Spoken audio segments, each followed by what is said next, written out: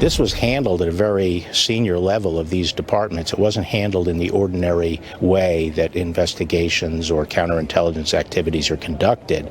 It was sort of an ad hoc small group, and most of these people are no longer with the FBI or the CIA or the other agencies involved. Good morning, everybody. In a television exclusive with the Attorney General Bill Barr in his first television interview since becoming the Attorney General more than 3 months ago. Good morning from El Salvador, the capital city of San Salvador. A split broadcast today on this Friday, a special edition of America's Newsroom. As I say good morning from here, and to my co-anchor and colleagues back in New York, Sandra Smith and John Scott. Morning, guys. Bill, morning. Great to see you down there, and good morning. So much news to get to with that big interview with the Attorney General. It's his first interview since joining the Trump administration, and it is his first interview since the Mueller report saga unfolded. And one of the big things he told you in that interview is that he's still trying to wrap his head around what went down during the origins of the Russia probe, Bill. Yeah, Sandra, you're exactly right about that. You get a sense now as to where he is going. Now, this is in the very early stages now. We've got a federal prosecutor that's been on the case for weeks. But think back about the hearing back in April. That's where we began the discussion of this part of this interview about where he is now and trying to understand what went down in 2016. Let's start there. I remember at the hearing about a month ago, you said you're still trying to get your head around everything. What are you trying to figure out? Well, the first step is find out exactly what happened. We're trying to get our arms around that, getting all the relevant information from the various agencies and starting to talk to some of the people that have information. You know, the thing that's interesting about this is that this was handled at a very senior level of these departments. It wasn't handled in the ordinary way that investigations or counterintelligence activities are conducted. It was sort of an ad hoc small group, and most of these people are no longer with the FBI or the CIA or the other agencies involved. This appears to run deep. Why is it so hard to figure out? Well, there are two things here. One, no one's really looked at it. I think there's a misconception out there that we know a lot about what happened. The fact of the matter is, Bob Mueller did not look at the government's activities. He was looking at whether or not the Trump campaign had conspired with the Russians, but he was not going back and looking at the counterintelligence program. And we have a number of investigations underway that touch upon it, the main one being the Office of Inspector General that's looking at the FISA warrants. But as far as I'm aware, no one has really looked across the whole waterfront. So you came into this job and you started asking questions. Did you get any answers? Well, I thought when I came in from the outside that all the questions that I had and many other people had that would be readily answered once I got in, but I haven't found that to be the case. You also said back in April that you thought there was spying going on in the Trump campaign. When do you think that started? Well, I'm not going to speculate about when it started. We're going to find out when it started. It's been said that it was July of 2016. Does that sound right to you? Again, I don't want to speculate. What I will say is that you know, I've been trying to get answers to questions, and I found that a lot of the answers have been inadequate. And I've also found that some of the explanations I've gotten don't hang together. So in a sense, I have more questions today than I did when I first started. Some of what things don't hang together? Some of the explanations of what occurred. Why does that matter? Well, because I think people have to find out what the government was doing during that period. If we're worried about foreign influence, for the very same reason we should be worried about whether government officials abuse their power and put their thumb on the scale. And so I'm not saying that happened, but I'm saying that we have to look at that. Can you say when Bob Mueller knew there was no collusion with Russia? No, I couldn't say that. No date given? No, I couldn't say when he knew. That is just the first part of what we wanted to share with our viewers so far today. There were two things that impressed me the most about where the story is now, and that is this. We now have a roadmap for where Bill Barr is going in the investigation of the counterintelligence operation. The second point is Democrats are hot on his tail for countless reasons back in Washington, D.C. I don't get the sense, Sandra and John, much that he cares much for that. He stands by every decision he has made as the Attorney General thus far.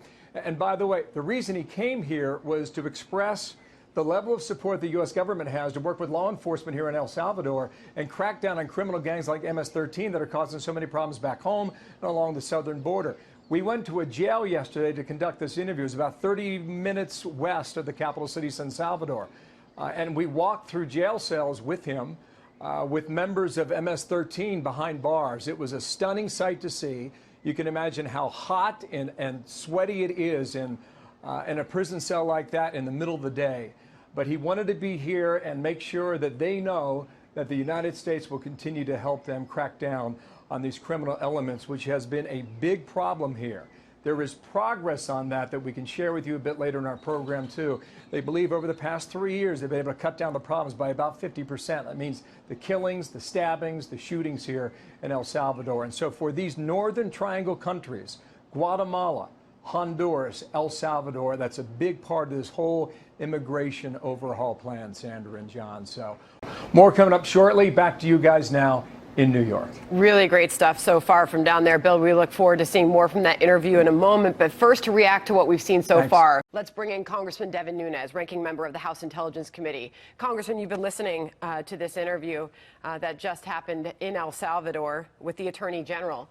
And what really catches you is what he just said about how he's gotten more questions now as the Attorney General than when he first started, saying that the questions he's asked so far, he feels the answers he's received have been inadequate. Yeah, I think you're right. And that's very similar to the House Republican investigation. As we continue to pull back pieces of the onion, more and more things started to fall out that we had to follow up on. You know, even today, we continue to be in need of more answers, right? So, I mean, just in the last few days, we found out that there are emails that involved Christopher Steele that were sitting at the FBI, at the State Department, at the Department of Justice, that were not only not given to Congress. I think every American knows out there that Congress ran an investigation.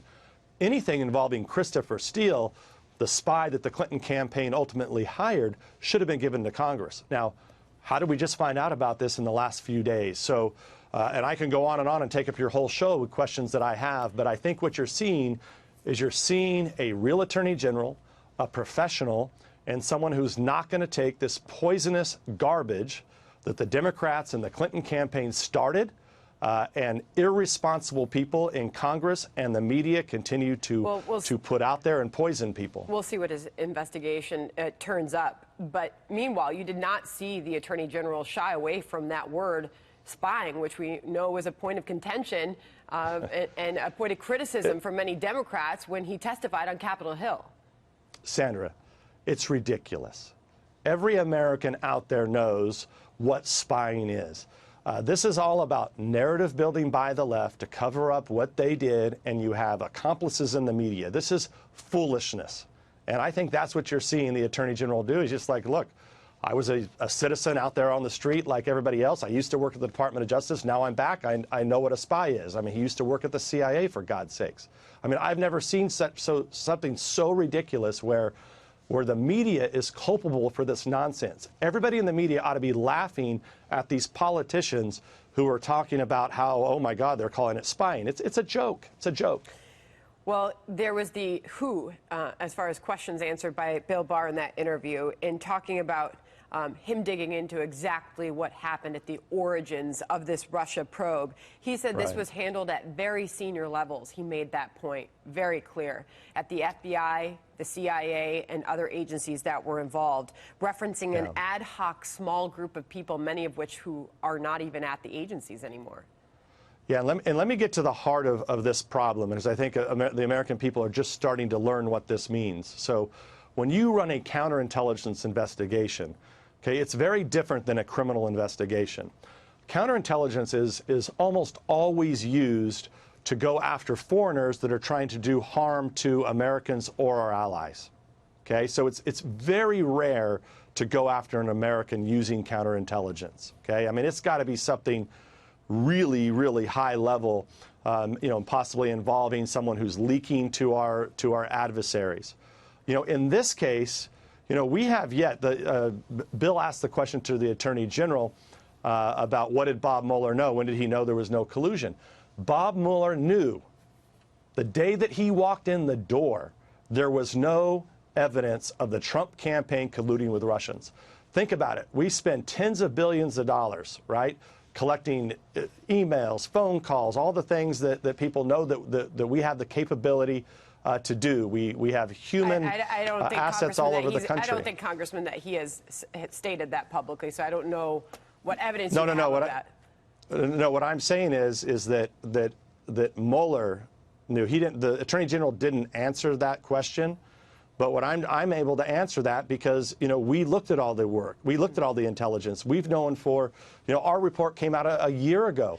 Not only is there's zero evidence of the Trump campaign colluding with Russians. Period. And to be clear, in that interview, when Bill asked, the Attorney General's answer was that he could not say at what point Robert Mueller made that determination. Finally, right? No, that's my point. I just wanted to make sure that I answered it for the American people, and I think that's why the Attorney General's doing a good job here. Is he's not jumping to any conclusions, which is what he should do. He needs to run his own report. I want to end on this point because he ended that portion of the interview just there, telling the American people why we should all be concerned. He made the point that even Democrats say we need to get to the bottom of foreign interference in these elections. And he finished with the point, well, we should be concerned then about our own government officials' interference in our elections. Final thoughts from you, Congressman, on this morning. Well, and that's more of the interview. Yeah, that's the point of the counterintelligence investigation that American people need to understand. It's only done by very few people, and it's very invasive. And there's very few people, even in Congress, that can look over this. And that's why I think the Attorney General is trying to make that point, that we need these tools. We need these counterintelligence tools, but they can't be turned against not only the American people, but for sure shouldn't be involved in politics. If you want to go after a political campaign, go after that campaign using criminal statutes where there's a grand jury and you have to get a warrant. Jam-packed show this morning with that big interview. We appreciate your time this morning. Thank you. The Attorney General giving Fox News his first TV interview since the release of the Mueller report and Barr's testimony to Congress. One of the topics he discussed, that controversial anti-Trump dossier and how it may have been used by intelligence officials. Bill is live in San Salvador with more. Bill, hey, great stuff from out there. Good morning. Hey, guys. Thank you. Good morning again from the capital city, San Salvador. The video you see of us walking there is at a jail about 30 minutes west of here. The capital city, MS-13 gangs, is a big focus of his trip down here to make sure that the law enforcement agencies in El Salvador know that the United States has their back. It's a big push that goes on here in Guatemala and Honduras, these Northern Triangle countries that we talked about just about 30 minutes ago. With regard to the investigation matter now, it is clear, based on our interview and discussion, that he has a roadmap as to what he is looking at and, frankly, how far he's going back. In this portion of the interview, some specific questions about the FISA court, about the dossier, and about the previous intel officials who are no longer in government. That's where we start this section. How do you think John Brennan and James Clapper handled the Russian investigation? Well, again, I don't want to speculate about the facts because I don't know the facts at this point. At all? I know some facts, but it's premature to be discussed. Can you tell us what the Steele dossier had to do with this? What role did that play? Well, that's one of the questions, that we're going to have to look at. It's a very unusual situation to have opposition research like that, especially one that on its face had a number of clear mistakes and a somewhat jejune analysis, and to use that to conduct counterintelligence against a American political campaign is would be a strange development. I'm not sure what role it played, but that's something we have to look at. Do you smell a rat in this at this point? I don't know if I'd describe it a rat. I would just say that the answers I'm getting are not sufficient. Just to follow up on that, Republicans have said for months that these men, Brennan, Clapper, maybe James Comey, had it in for Trump. Do you think that's true?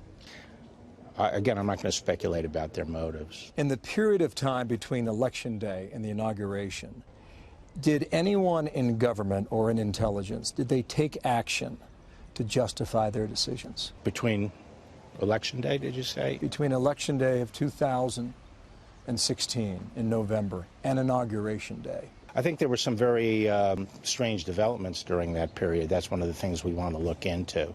Such as? Such as the handling of the meeting on January 6th between the intelligence chiefs and the president, and the leaking of information subsequent to that meeting. Was that meeting in New York City? Yes. In Trump Tower? Yes. What questions do you have about what happened that day? Again, I'm not going to get into that. But it's on your mind. That's one of the things we need to look at. Can you characterize how far advanced you are in understanding that meeting? We're still in the stage of gathering all the information. And the reason why that's all important, if we go back in time, in January of 2017, you're within that period before the president's sworn in.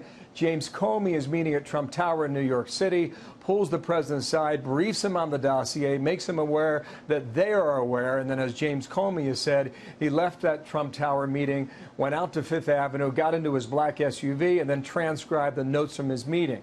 So hang on to that bit of information. Clearly, that's a bit of a sign or an indicator as to what Bill Barr is looking at now. In the meantime, you have Democrats who, again, they are hot on his tail for a number of issues. They believe he lied before Congress. They believe he overlooked the obstruction suggestion that was in the Mueller report. They believe that they can now hold him in contempt of Congress, and look for that perhaps in the month of June. Also, they believe there was witness tampering. Specifically on that question, as it relates to the former lawyer for the president, Don McGahn, when posed with that question about whether or not he considered witness tampering once he got the Mueller report, Bill Barr explained his decision this way. That's a misconception. He was not asked to change his testimony. That was a reaction to a press story in the New York Times that claimed that Trump had told him to fire Mueller. And Trump, and this, I'm just going by what the report said, I'm not arguing the case, but Trump was mad at the word fire and claimed he never directed McGahn to fire Mueller. And in fact, elsewhere the report does say that McGahn was told by Trump to talk to Rosenstein to complain about conflicts of interest that Mueller had and have Mueller removed for conflicts of interest. And there's a difference, because if you remove someone for a conflict of interest, presumably someone else is going to be put in to continue the investigation. And what Trump was being accused of in the New York Times was just outright directing the firing of Mueller. And there's another aspect of this, too. Remember, Democrats claim that Bill Barr held the Mueller report back, put out his own principal conclusions first to try and spin the story in the favor of the White House and the president.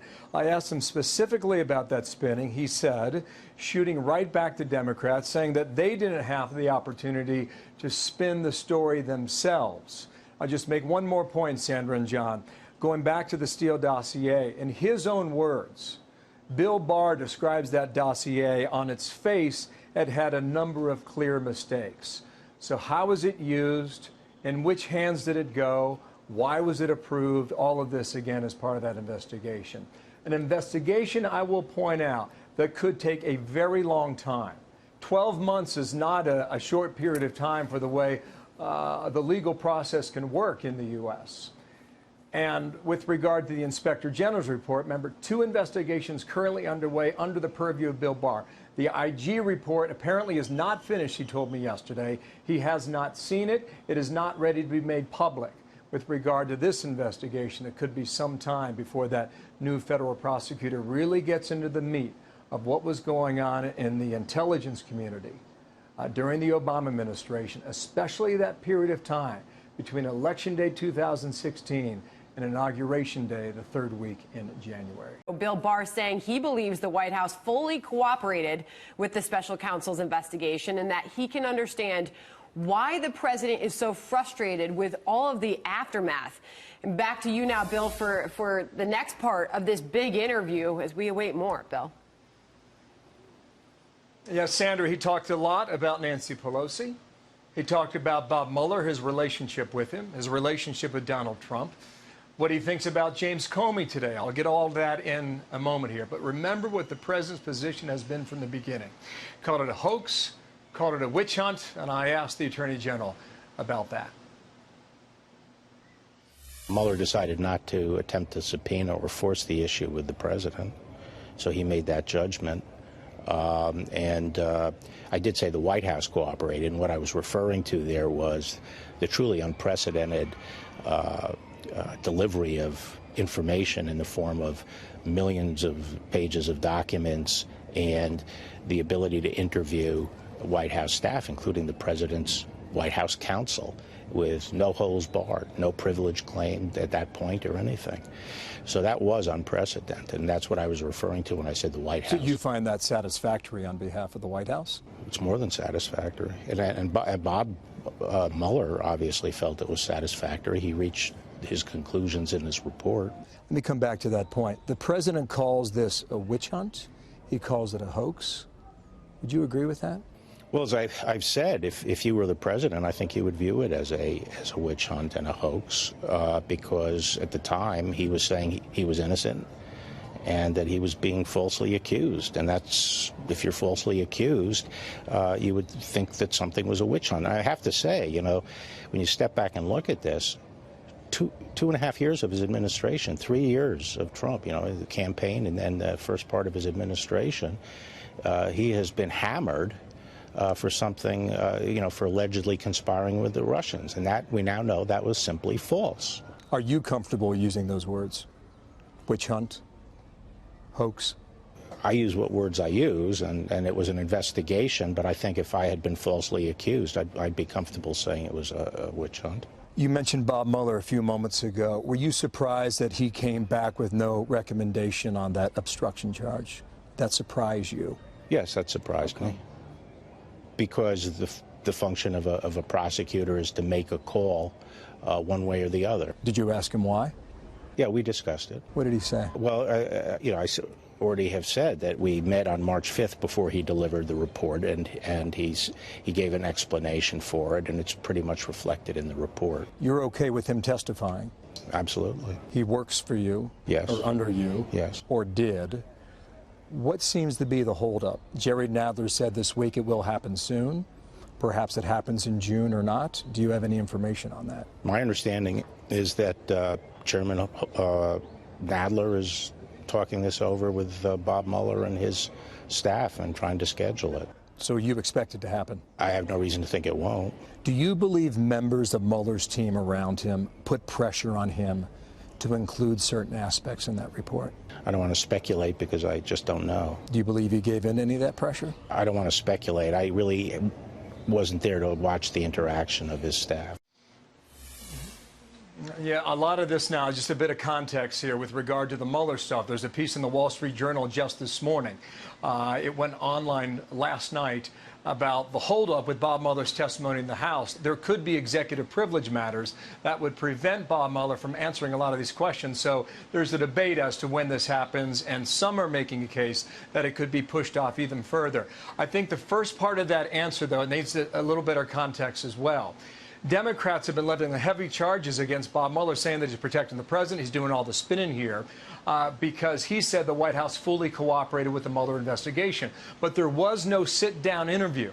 It was only a question and answer, only in writing. Remember, this was the focus of Rudy Giuliani and Jay Sekulow, the president's attorneys, for about a year's time. They did not want the president to sit down, fearing a perjury trap on behalf of those on the special counsel. So a little more context on that.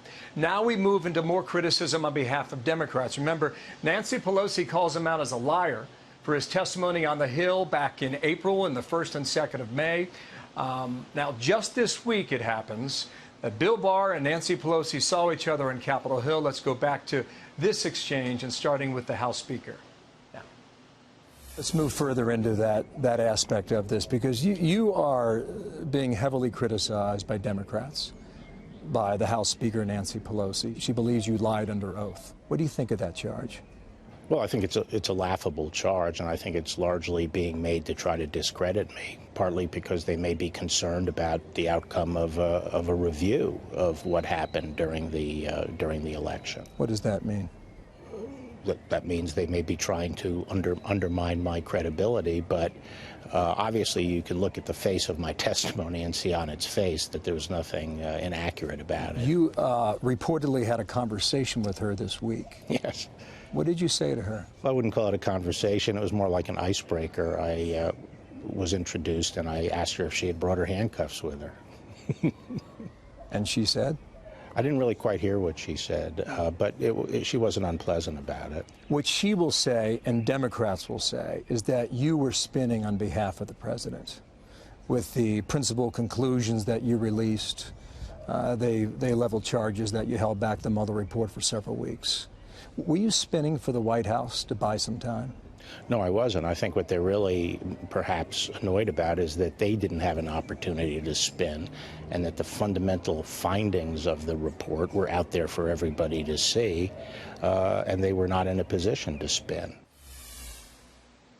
A few more headlines here with regard to Bob Mueller. He's okay with him testifying. He's got no reason to say he won't, as he just referred there. Said the relationship after 30 years describes them in the following words: we're still friends. With regard to his relationship with the president, calls it a good relationship, in his words, a good, candid relationship. And then you've got the issue of James Comey, who just this week, Sandra and John, said that Bill Barr has lost his soul. When I asked him about that specific comment, he said, those people are not concerned about my legacy. And so it goes. More coming up in a moment here from San Salvador. Sandra. Very interesting stuff. Bill, thank you. James Comey has a lot to say about you. He recently said that you've lost your reputation. What do you think of him? Well, I've noticed one of the talking points these days is, oh, isn't it a tragedy? You know, Barr is losing his reputation, or his legacy is being tinged because of his service in this administration. I don't think those people are really concerned about my legacy. That's Attorney General Barr responding to criticism from former FBI Director James Comey, as Barr now reviews the origins of the Russia probe, which began on Comey's watch. Chris Swecker is a former assistant director of the FBI and joins us now. Chris, you've been hearing some of what the Attorney General told our Bill Hemmer. What do you think about the probes that are underway, multiple probes actually, into the origins of the Russia investigation? Well, first, I think Bill Barr has got the knowledge and the skills and the experience, and he's got a pretty hard bark on him to withstand all the criticism. He's not worried about what people are saying about him. And I think he's making some hard decisions and some hard calls that need to be made. We know that there are some red flags up there. How the dossier was used in the FISA application, whether the investigation that took a well-predicated investigation on Russian interference into a presidential campaign was appropriately based on factual information and sufficient to justify opening the investigation. We know that there were extensive leaking. When you leak, you have an agenda. So the question is, did some of the investigators, especially at the executive level, have some type of political agenda? So I think it's entirely appropriate to look into it. He's picked the right guy in John Durham. We also have the Inspector General looking at it. I'm starting to finally get a feeling that we're actually going to get to the bottom of the thing. Here is more on what the Attorney General had to say about what is prompting or what he's looking for in these investigations. Listen.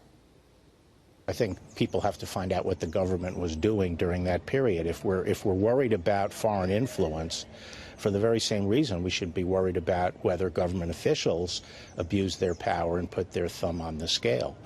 And so I'm not saying that happened, but I'm saying that we have to look at that. So obviously the FBI has tremendous power, and the Attorney General wants to know whether the FBI or maybe some other agencies were trying to steer the election one way or the other. Sure, electronic surveillance, FISA, even criminal surveillance using electronic means is the most intrusive technique they have in the toolbox. It's been entrusted to the FBI and other agencies. And if they can do that to a political campaign, what can they do to an ordinary citizen? So it's entirely appropriate to look into it. predication and in terms of factual information that reaches a threshold to open an investigation is an important part of this puzzle, but also the FISA process itself, being truthful in FISA affidavits, being fulsome in terms of your disclosures of the information that's in there. You have to disclose information that might contradict the information you provided. Use of paid informants and how they're used and how that information is used is critical. What's important here is and I've said this earlier, is to make sure that we know what happened so we can make some reforms if we need to. We can shore up some processes. And if mistakes were made or things were done deliberately, then we can make sure it'll never happen again. Chris Swecker, who spent a long career at the FBI, rising to become its assistant director. Thanks for your insights today. Thank you. Bill Hemmer covering a lot of ground in his interview with Bill Barr, including his relationship with the president. Take a listen here. I didn't know him before. I had only met with him, really a substantive discussion with him at the time he decided to appoint me Attorney General. But I think we have a good, candid relationship. Just one more question on that. You met with him in the Oval Office? No, I met with him in the residence. In the residence. And that went well? Yeah. Did he hire you on the spot? I'm not going to get into the... The reason I asked you that is Democrats would charge that you are the president's attorney now. They don't know what they're talking about. Great interview down there in El Salvador with Bill Hemmer and the Attorney General, the first since he's been in this role, and a good, candid relationship is how he describes his relationship with the president. You get the impression that the Attorney General is very much his own man. He is not particularly, beholden to those members of Congress who accuse him of all kinds of things. And, well, good stuff. Back here in El Salvador Live, before we close out our 3-hour broadcast, just want to bring you a little more of our interview with Bill Barr as he talks about, well, he's known Bob Mueller for a very long time. Let's go to that right now. When did you speak with him last, correspond with him? The last I talked to him was, I think, the Thursday after he delivered his report, when we had a telephone call. But there's no... So that's been several weeks. Yeah, but that's not because of any strain between us or anything. Your relationship goes back 30 years. How is it today? I haven't had the opportunity to spend much time with him since he took on the assignment. I haven't spent time with him since he took on the assignment, but I would say we're still friends. Another topic here on his relationship with the president. There's been a lot of criticism from Democrats saying that he's doing the president's work. We asked about that as well. The reason I asked you that is Democrats would charge that you are the president's attorney now. Yeah, they don't know what they're talking about. Did you think that Eric Holder was the attorney for President Obama? I think Eric Holder at times did act that way, but attorneys generals are frequently accused of that. Is it like Bobby Kennedy and JFK from the early 60s? I mean, attorneys general are accused of being that way, but I'm not sure exactly what they're referring to. Well, when I was up for confirmation, I promised that I was going to make the report available. I didn't have to. The report was supposed to be confidential. I said I would err on the side of transparency. I got it out. There were minimal redactions. Every American can now read it to their heart's content and make up their mind about it. Well, on a similar note, a lot of the viewers have been corresponding with us throughout the last 3 hours asking for the full interview. It's available right now. It's on my podcast, Hemmer Time. It's on Fox News Radio, our website. It's on foxnews.com. It's been posted already, so you can listen to the full 20 minutes about MS-13 and the crackdown, more on the Bob Mueller matter, more on this whole phrase, Sandra and John, about things don't hang together. Remember, the context for a lot of this investigation goes back to Valentine's Day of this year. He's sworn in, he starts his job as AG, he starts asking questions, and the answers he gets do not make sense to him. And that's when he launches the investigation as to where we are now with the appointment as federal prosecutor has been on the job for several weeks. So all that is happening now. Where it goes, we do not know. Will it take some time? Certainly. Will Democrats stay on Bill Barr as a target? No question. As we move into June, we'll see what happens on the floor of the House and Democratic leadership there. Sandra. A lot of really great stuff there, Bill. Thank you. Breaking news on the fight against the notorious MS-13 gang. Bill Hemmer traveled with the Attorney General to El Salvador this week. The U.S. meeting with other nations in an effort to keep gang members off U.S. soil.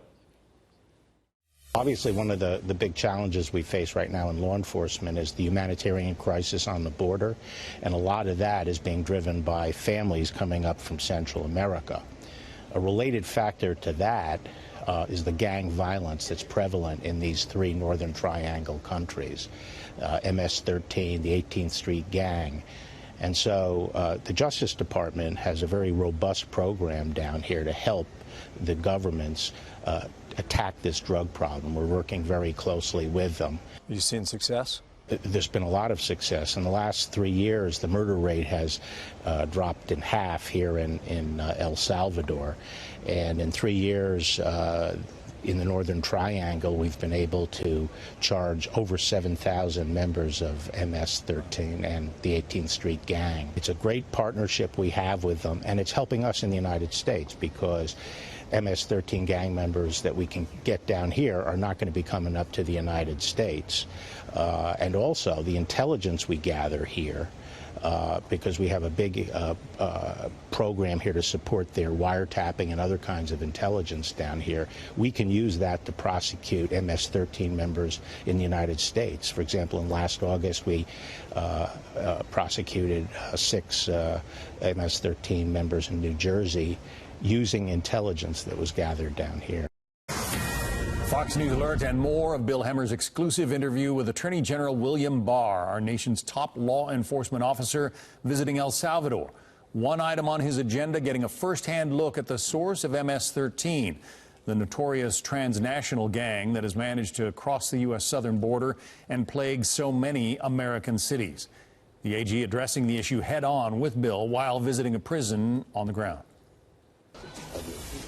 The worst kind of violence against law enforcement, and yet they continue to press. And we just were today, there were 274 swept up and arrested as a result of the kinds of investigations. Today? Yeah, that we're helping them on here. That's through wiretaps? That's through surveillance? What's it through? The whole gamut of law enforcement tools. Is it getting better? The murder rate has dropped from 103 per 100,000 to 50 per 100,000. Now, to put that in context, that's comparable to a very violent American city, and that's the nationwide number here. Nationwide U.S., it's 4 per 100,000. Zach Terwilliger is U.S. Attorney for the Eastern District of Virginia. You have MS-13 members active in your part of the country. Yes, that's absolutely right. MS-13 has been active in the Northern Virginia area for quite some time, and I spent the first 9 years of my legal career doing battle against them. So I've had a front row seat to their callousness and the tremendous violence that they can bring to a community. Yeah, I've talked to a suburban Washington mom whose kids were walking home from school in Alexandria and wind up in the backyard of an MS-13 house. This is a horrific organization known for, hacking limbs off people that it doesn't like and cutting up bodies, that sort of thing.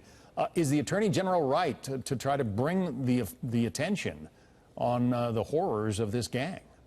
Yes, without question. Making his first trip to El Salvador, I believe, sends a very strong message about our priorities, his priorities as far as reducing violent crime.